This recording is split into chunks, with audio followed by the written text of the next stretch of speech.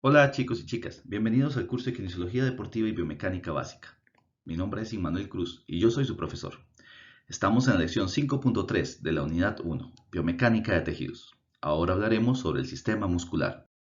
El sistema muscular es un conjunto especializado de estructuras de tejido blando, es decir, carne, que es contráctil y que en unión con los huesos, a través de sus tendones, va a movilizar los diferentes segmentos corporales de acuerdo a necesidades del organismo, para desplazarnos, para mantener el equilibrio, para ejecutar la postura, la compresión de ciertas zonas o el forcejeo o empuje.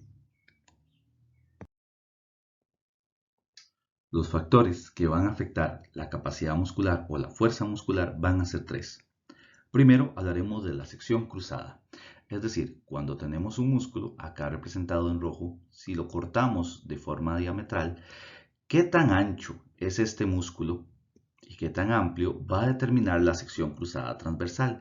Entre más grueso, podríamos decir, sea dicho músculo, normalmente más capacidad va a tener.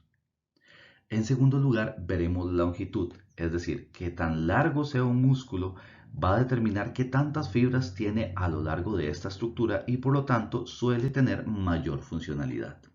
Y finalmente el tipo de contracción, hecho que veremos más adelante, pero determinará la funcionalidad dependiendo de las acciones que se realicen. En cuanto a la morfología, encontraremos que hay músculos de tipo longitudinal o largos, hay músculos de tipo fusiformes, que hacen referencia a la forma de un huso, como si fuera una madeja de hilo. Músculos planares o planos, que hay de tipo cuadriláteros o triangulares. Músculos peniformes, que significan en forma de pluma, con una vaina central de la cual se van a desprender hacia los lados las fibras musculares, que pueden ser unipeniformes, bipeniformes o multipeniformes. Y finalmente los orbiculares o músculos circulares. A continuación, veremos algunos ejemplos de morfología muscular. Vamos allá.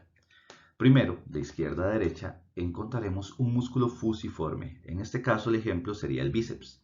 Luego veremos un músculo plano, que en este caso es el abdomen. También tenemos el ejemplo del músculo triangular, por ejemplo, el pectoral o el dorsal ancho funcionan. Acá, en el cuarto lugar, veremos un músculo unipeniforme, por ejemplo, los extensores de los dedos.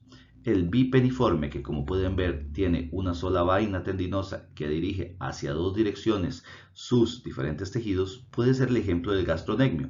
Un músculo multipeniforme, que en este caso tiene varias vainas tendinosas, de las cuales se desprenden varias fibras musculares, encuentra su ejemplo en el músculo deltoides. Y finalmente encontramos el músculo orbicular. Ejemplos de ello van a ser la boca y los ojos.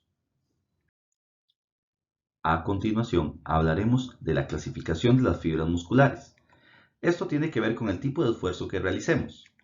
En cuanto al tipo de las fibras, veremos que las hay tónicas, es decir, relacionadas con las fibras de contracción lenta. Este tipo de fibras producen menos fuerza, pero son mucho más resistentes a las acciones repetitivas. Después tendremos las fibras fásicas, aquellas de contracción rápida, producen mucha más fuerza, pero tienen una baja resistencia en general.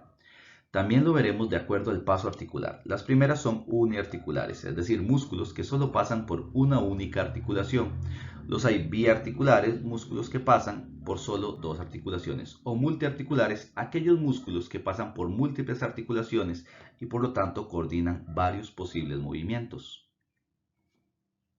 Finalmente, hablaremos de los tipos de contracción, que es una temática que ahondaremos también más adelante en el curso.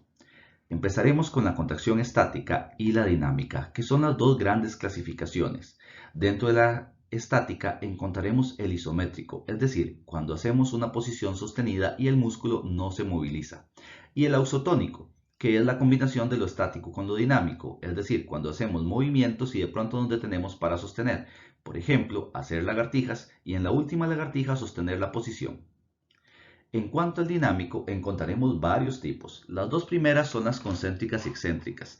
Las acciones concéntricas es cuando la fibra muscular se contrae acercando los diferentes segmentos, mientras que la excéntrica es mientras las fibras musculares se contraen, pero los segmentos se alejan porque las resistencias nos vencen. Después hay ciertas variantes. Encontramos la isocinética, que tiene que ver con realizar los movimientos a la misma velocidad tanto en fases concéntricas como excéntricas. La isotónica, que es aquella en la que el tono muscular se mantiene durante el movimiento, vamos a encontrarla con la resistencia variable. ¿Qué es la resistencia variable? Es el efecto de la gravedad sobre nuestro cuerpo.